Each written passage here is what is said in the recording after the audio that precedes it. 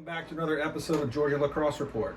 We thought we'd give you a little introduction of who we are after we've put out a couple episodes so far. I'm Glenn Sherholtz, and this is Pete Mandarano. Pete, why don't you tell them about your lacrosse experience?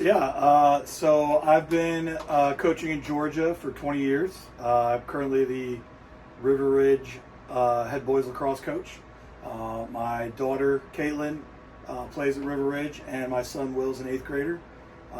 Who also plays lacrosse. Grew up in upstate New York, Fairport, New York, and I played lacrosse 8th grade, 7th grade, 7th, 8th grade through high school, and also was able to coach at the Division III level here in Georgia at Piedmont College.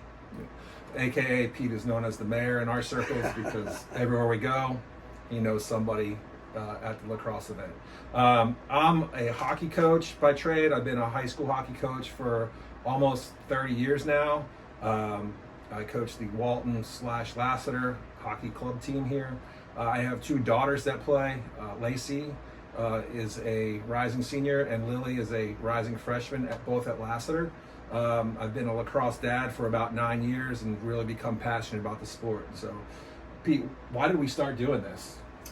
I mean, really, it was just kind of us sitting in a car during our trips to Maryland and Delaware and New Jersey on the club scene, and kind of just was making kind of jokes about, oh, we should just have a show and talk about what's going on in lacrosse, and just kind of thought, we could, I guess maybe highlight Georgia lacrosse a little bit more at every level, whether it's a club level, high school level, college level, kids that are committing, because at this time we have a lot of high school kids that are actually getting to go to the bigger Division I, Division II, Division III colleges, and are excelling and doing really well, and just want to share the sport that we love with everybody else. Yeah, it's definitely been exciting to see more and more players, boys and girls, going on to play at a higher college level, even just getting more recognition for the state. I know when we first started traveling,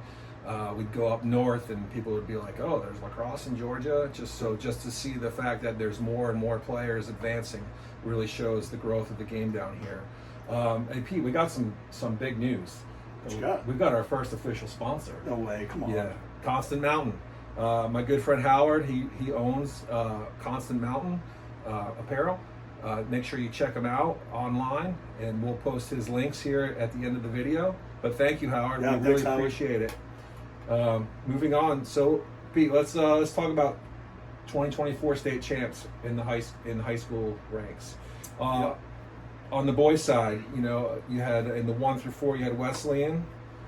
5 and 6, you had Roswell, and 7, 8, you had Buford. Yeah, starting with the 1 through 4A Wesleyan, first state championship for that school. I know Connor Breslin is the head coach there. Know him through actually trying to recruit him to go to Piedmont. Really, really knowledgeable, good lacrosse coach, good lacrosse player, and was able to kind of, Wesleyan's kind of always been in that conversation, and was able to kind of get him over the top this year. Oh, excellent. 5A, 6A, Roswell. This is their 4th state championship. Brian Wallace, their head coach, has done a great job there. Back-to-back state championships, 23-24.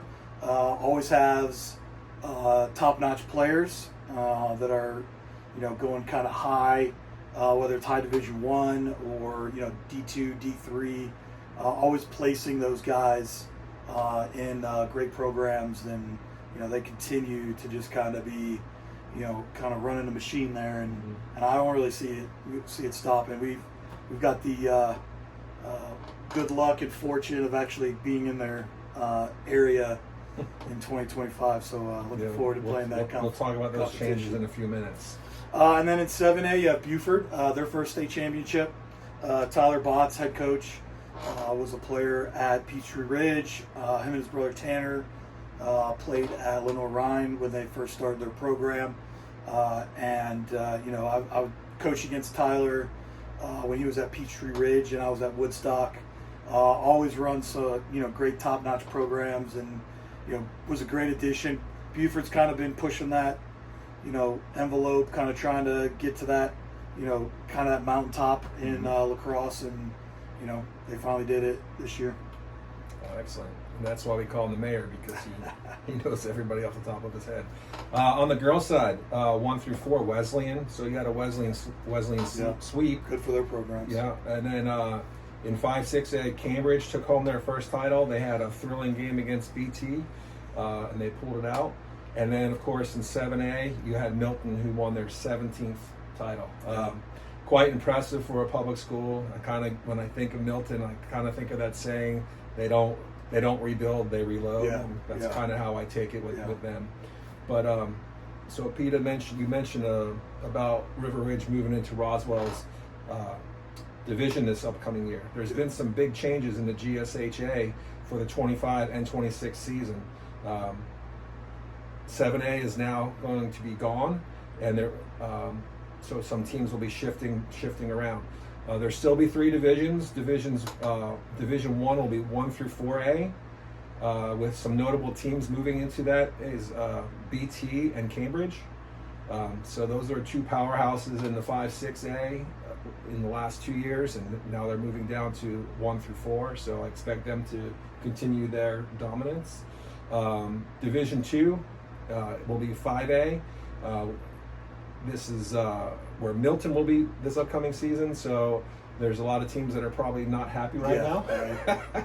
And Welcome. Division 3 is 6A, which obviously was formerly 7A. As a coach, what are your thoughts on this realignment? I think you're going to have a little bit more competition, I think, at the 6A level. 5A level, I think for boys, I can think off the top of my head, 2 to 3 programs that I would say they are at the pinnacle and, are going to be kind of your expected Final Four, state championship. And then 1 through 4A, it's hard. You've got public schools moving in with private schools, which, throughout the shows, I'll give my opinion on that. Might not be super popular, but it's how I feel. And so, I think there's going to be maybe some adjustments.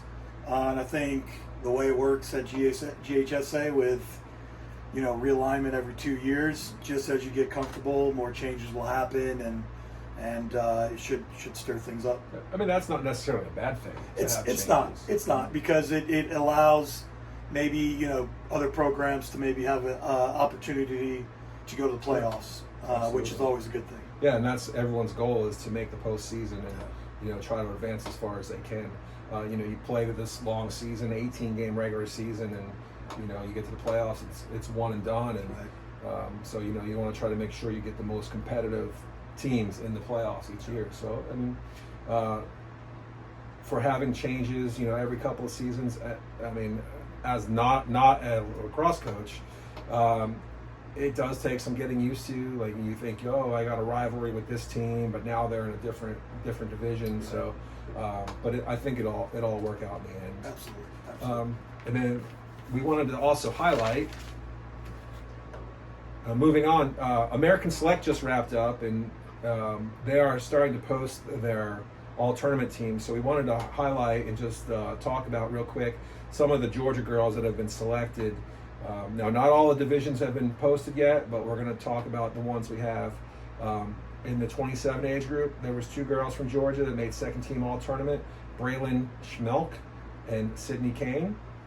In the 28 division, there was 3 girls that made first team all-tournament, and that's Kendall Monez, Susie McElhaney, and Bryce Burkholz. And there's also a second team player named Hazel Shively. And then in the 29 age group, first team Kirby Ewer and second team Eleanor Taglianetti. Congratulations, girls! That's a great honor to be named to the all-tournament team in such a prestigious event. Yeah, way to represent Georgia, and I know our daughters played in American Select, and good opportunity to be exposed to a lot of different coaches, and continuing to make a name for Georgia, and that's a good thing. Make sure to check out our next episode featuring Syer Davis, founder of the Syer Davis Academy, specializing in lacrosse training. It's exciting to have more people lined up, and we look forward to it.